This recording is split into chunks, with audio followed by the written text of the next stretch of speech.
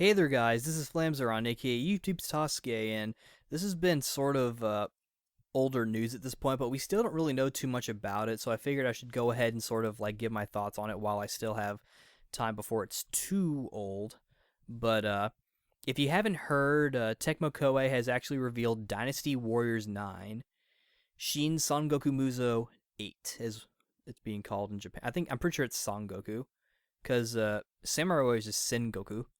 Whereas I'm pretty sure Dynasty Warriors is Son Goku.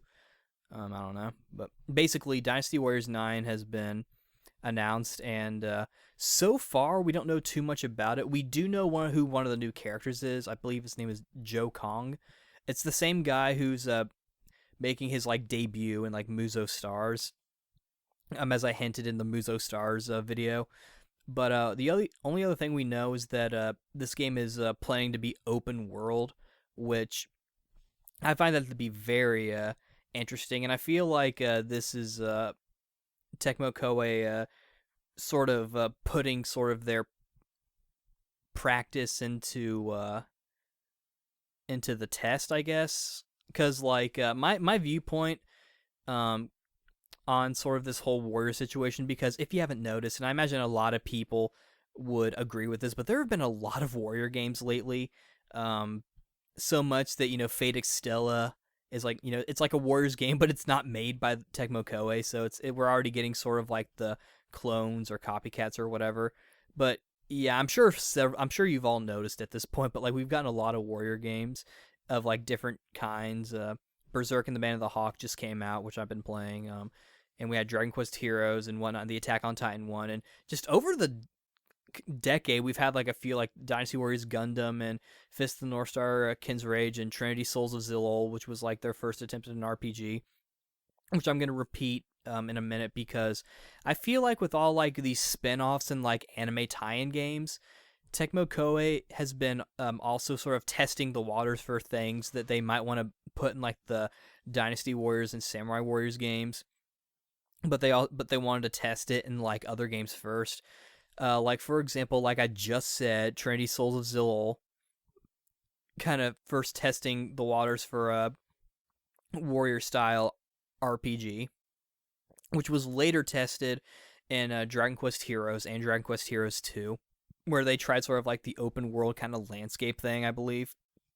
So like a giant world map, which I guess you could say is sort of like a precursor to the open world thing for Dynasty Warriors 9 and Samurai Warrior Sonata Maru. Oh, sorry, Spirit of Sonata, because we actually have a title for that now, and it's coming out in May. I'm so excited.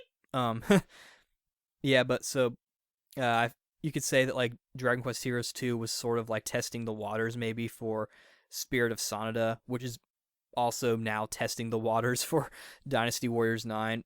Maybe not to the same extent, um, but I do think that at the very least there was some sort of connection there. And speaking of Dragon Quest Heroes, they also sort of tested the waters for like giant enemies, because you fought like giant enemies like that giant blue one-eyed Cyclops thing with the horn and like the club. And you could say the same thing for the Attack on Titan one, where you fought like the giant titans and whatnot. And that one also kind of had sort of like floaty, sort of glidey combat as well. So I guess maybe like flying, I guess.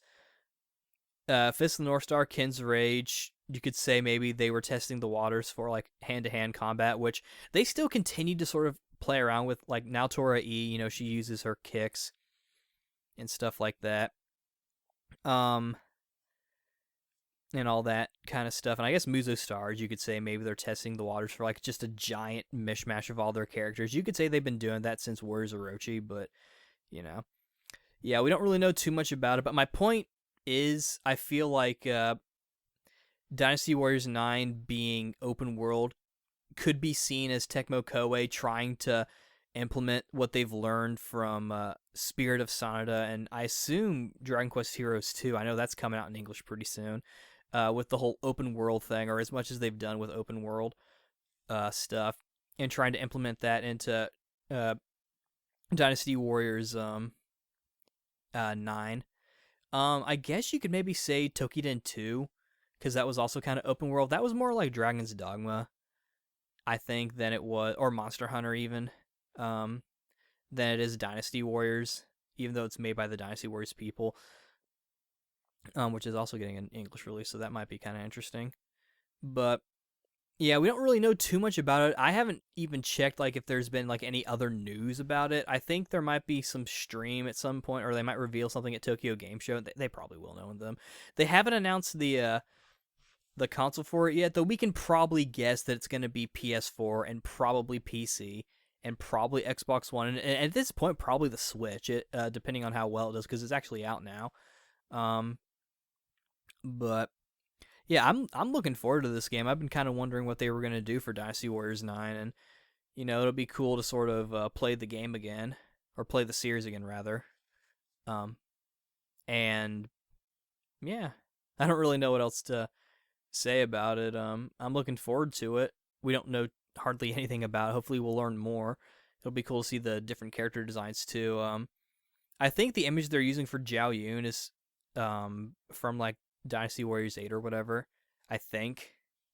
I'm not entirely sure. It could be a teaser for his new design, though to me it doesn't really look that different. Because I'm pretty sure the ponytail has like become his thing now. But yeah, looks pretty cool, and I'll definitely keep an eye out and see how it is. But yeah, that's really all I have to say about it. I'm excited for it, and I'll be on the lookout for news and whatnot, and I'll be talking about it on the podcast, obviously. So yeah, this is Flamesron, aka YouTube Sasuke, signing out. See you later.